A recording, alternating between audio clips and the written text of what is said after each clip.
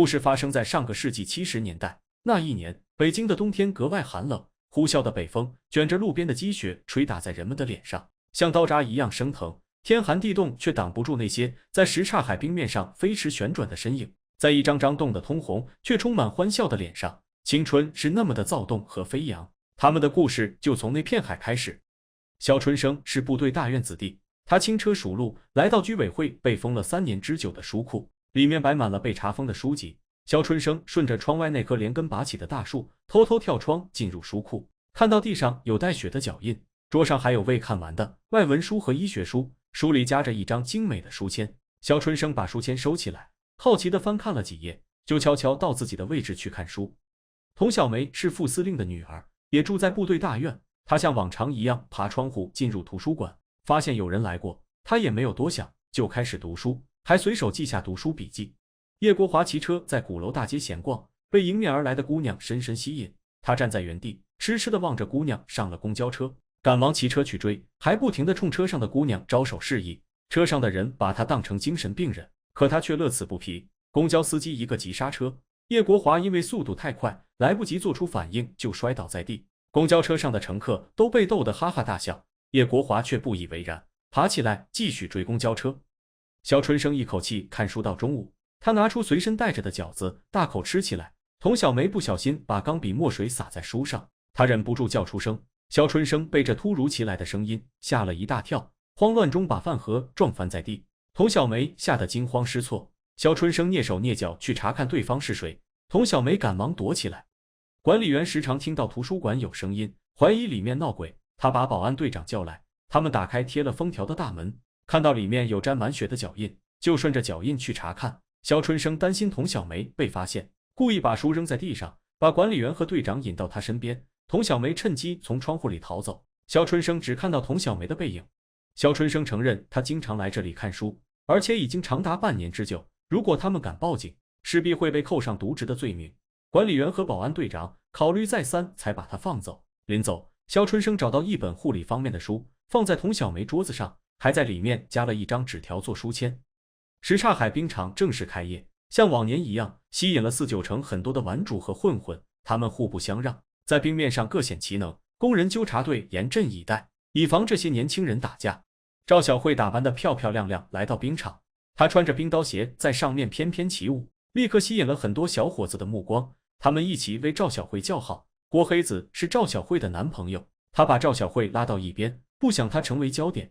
肖春生是冰场小王子，也是叶国华和陈红军这帮大院子弟的主心骨。他迟迟未到，叶国华和陈红军等人只好先进冰场。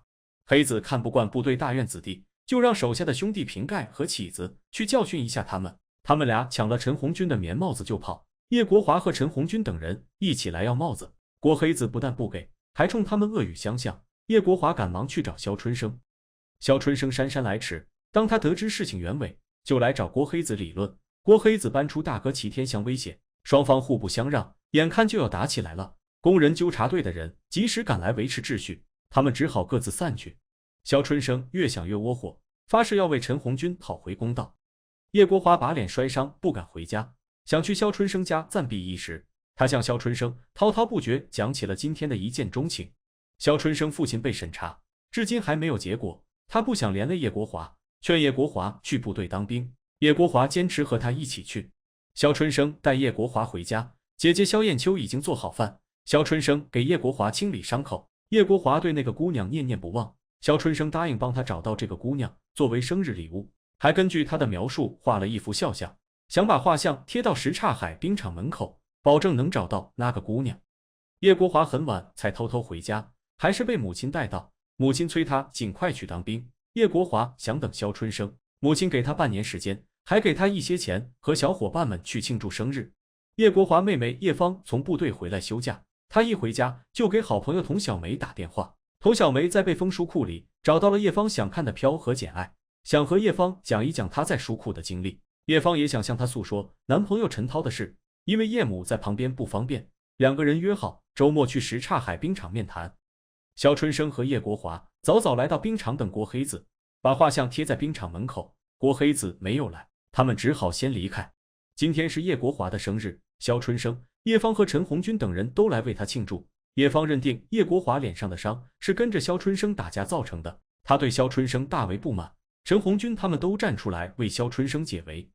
肖春生和叶国华等人来到冰场，叶芳和童小梅随后赶来。肖春生没有认出童小梅就是书库的女孩，只是和她打了个招呼。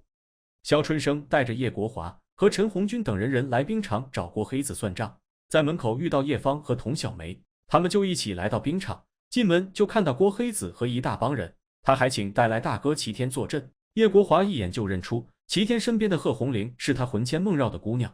肖春生看到贺红玲在冰场翩翩飞舞的背影也出现恍惚，认定她是偷偷去书库的姑娘。肖春生在画像旁边贴了一封情书，表明叶国华对那姑娘的一见钟情。郭黑子叫嚣着要找叶国华算账，可他不认识叶国华。肖春生假装叶国华出来应战，还当众在冰场上追贺红玲，双方剑拔弩张。工人纠察队突然赶来，齐天悄悄通知肖春生，3天以后在午门约战。肖春生捧着那张书签，想起贺红玲的音容笑貌，他的心里生出涟漪。叶国华对贺红玲念念不忘，他坐在书桌前发呆。叶芳收拾行李准备回部队，叶国华都没有出来送他。贺红玲一早来通知肖春生，后天不要去午门，他已经说服齐天了。肖春生却不买账，坚持要找齐天讨个公道。肖春生提醒贺红玲不要辜负叶国华的一片痴情。贺红玲反问肖春生是不是也喜欢他，肖春生一时语塞。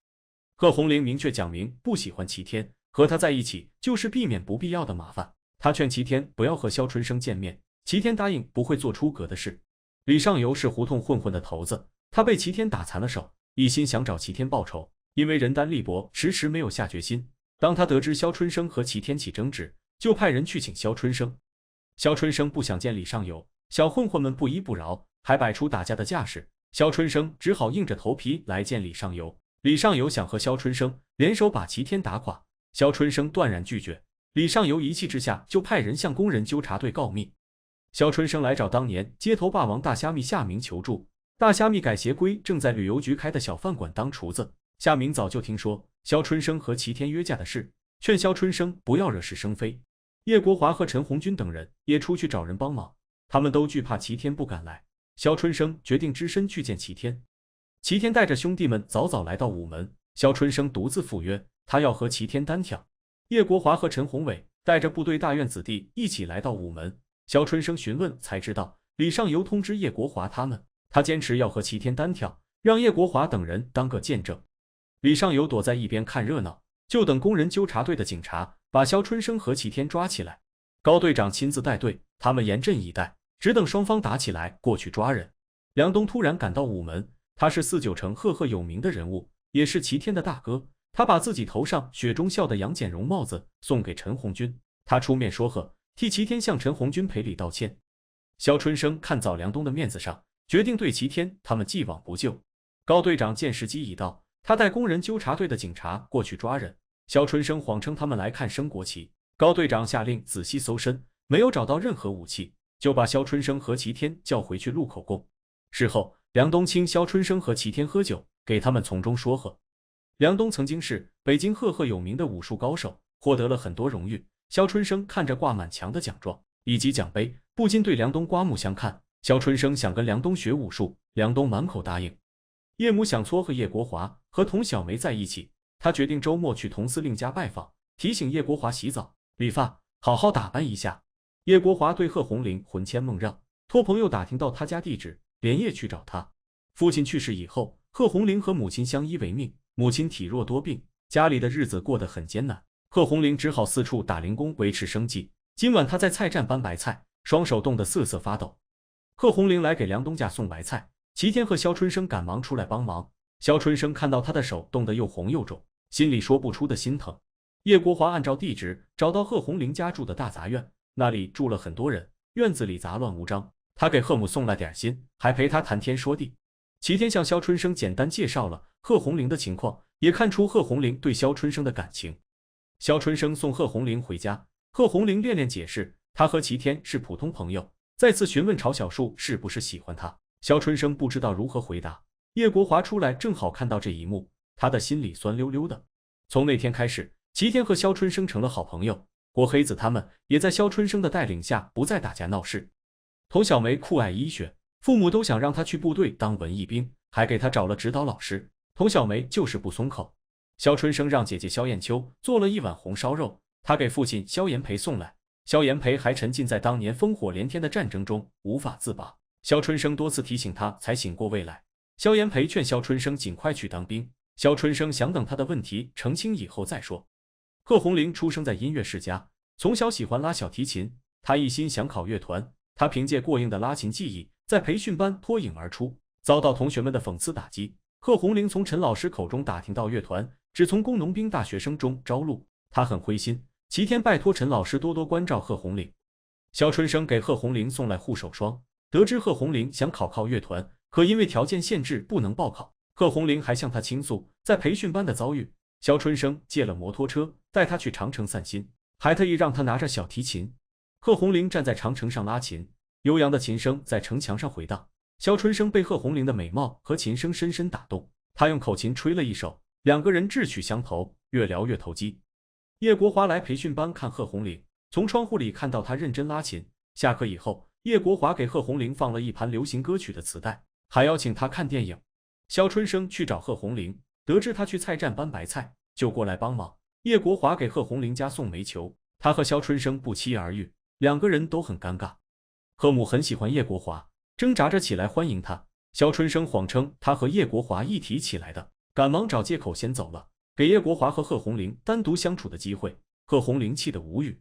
陈红军和叶芳两小无猜，叶芳探亲回来就直接来看陈红军。叶国华约贺红玲去滑冰，贺红玲满口答应，叶国华就把朋友们都叫上，想借此机会炫耀一下。叶芳从陈红军口中得知此事，就约童小梅去冰场。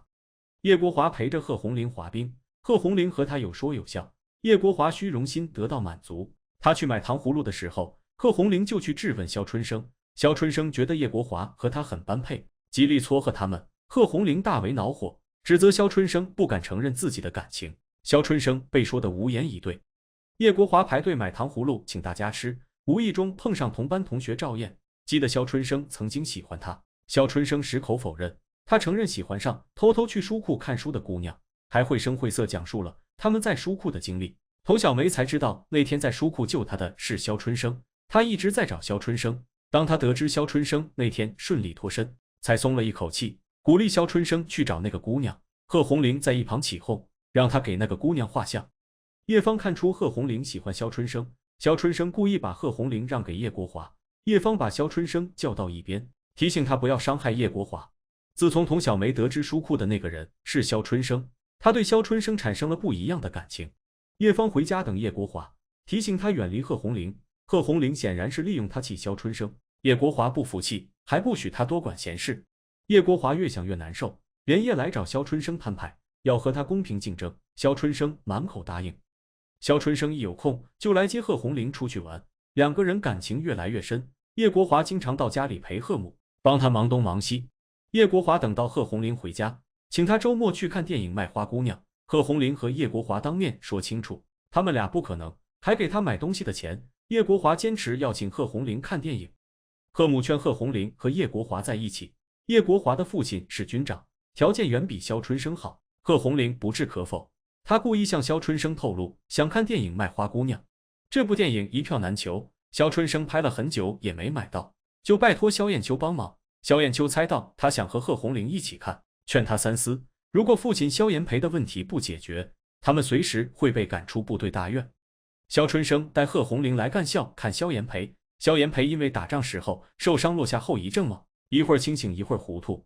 他把肖春生和贺红玲当成参谋和通讯员，向他们布置战斗任务。肖春生全力配合他表演。贺红玲看到肖炎培的样子，心里唏嘘不已。